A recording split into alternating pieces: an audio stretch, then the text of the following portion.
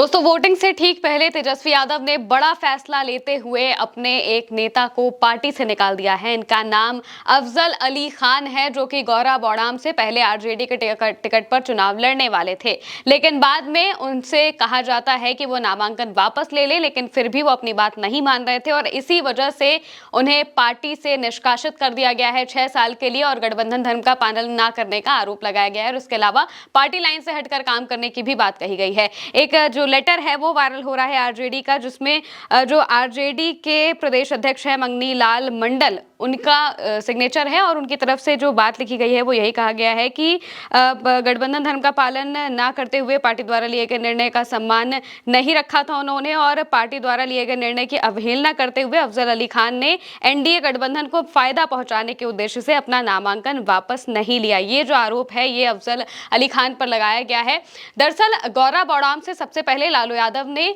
जो अफजल अली खान है इन्हें टिकट दे दिया था, अपने घर पर बुलाकर टिकट बांट दिया था। इसके बाद जब गठबंधन की मीटिंग होती है तो उसमें ये जो सीट है ये मुकेश सहनी के खाते में चली जाती है, वीआईपी के खाते में चली जाती है और अब यहां से मुकेश सहनी के भाई संतोष सहनी चुनाव लड़ रहे हैं। इसी वजह से जब उन्हें ये सीट दे दी जाती है तो तेजस्वी यादव भी कई बार उनसे बात करते हैं अफजल अली से कि वो अपना नामांकन वापस ले ले और उन्हें बार बार कहा जाता है, उन्हें मनाने की कोशिश की जाती है। आरजेडी के बड़े नेता उन्हें मनाने की कोशिश करते हैं लेकिन अफजल अली नहीं मानते हैं। यहां तक कि एक वीडियो भी सामने आया था जिसमें तेजस्वी यादव खुद मंच से कह रहे थे कि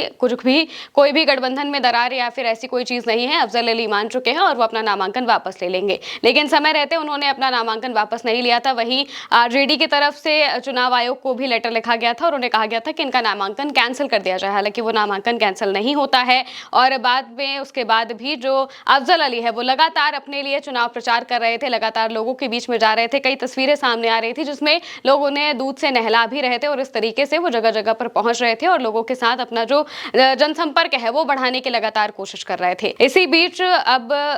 जाहिर सी बात है कि अगर गठबंधन में टूट के कोई भी चीजें दिखेगी या जनता तक ऐसी कोई भी बात पहुंचती है कि मुकेश सहनी भी चुनाव लड़ रहे हैं,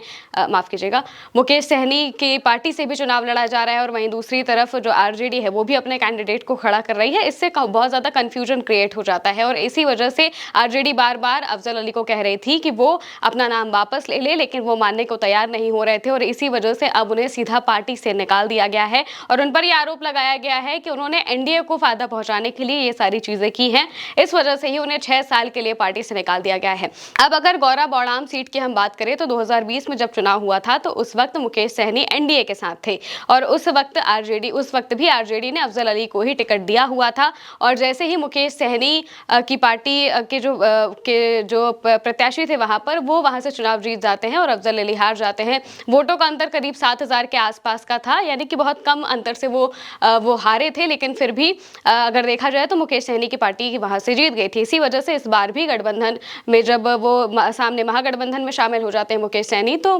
गठबंधन अपनी तरफ से जो बातचीत करता है उसमें यही सामने आता है कि ये सीट उन्हें दे दी जाएगी, वीआईपी पार्टी को दी जाएगी, ताकि वहां से मुकेश सहनी के जो भाई हैं वो चुनाव लड़ सके। लेकिन इससे पहले जब टिकट दे दिया गया था, इस वजह से अफजल अली नाराज थे या फिर ये कहा जाए कि वो टिकट वापस लेने की बात नहीं कह रहे थे और अब ऐसा लग रहा है कि वो निर्दलीय रहते हुए चुनाव लड़ेंगे, क्योंकि अब उन्हें पार्टी से निकाल दिया गया है, यानी कि आरजेडी का सिंबल अब उनके पास नहीं है, लेकिन हो सकता है कि वो निर्दलीय रहकर चुनाव लड़े। खासकर अगर हम गौरा बौड़ाम सीट की बात करें तो यहाँ पर पुराने जो चीजें हैं या फिर पुरानी जब चुनाव हुआ था उसके बारे में अगर हम बात करें तो जो वोट शेयर है उस पर बात करना बहुत ज्यादा जरूरी है कि यहाँ पर जो वीआईपी के उम्मीदवार थे पिछली बार स्वर्ण सिंह, उन्होंने जीत हासिल की थी और उन्हें 59,538 वोट मिले थे और जो कि सभी वोटों का 41% हिस्सा था। वहीं जो आरजेडी के उम्मीदवार हैं अफजल अली, उन्हें करीब 36% वोट मिले थे, 52,258 के आसपास। जीत का अंतर 7,280 था और इसके अलावा जो एलजेपी के प्रत्याशी थे उन्हें भी कुछ 6% के आसपास वोट मिले थे। इस वजह से वोटों का बहुत ज्यादा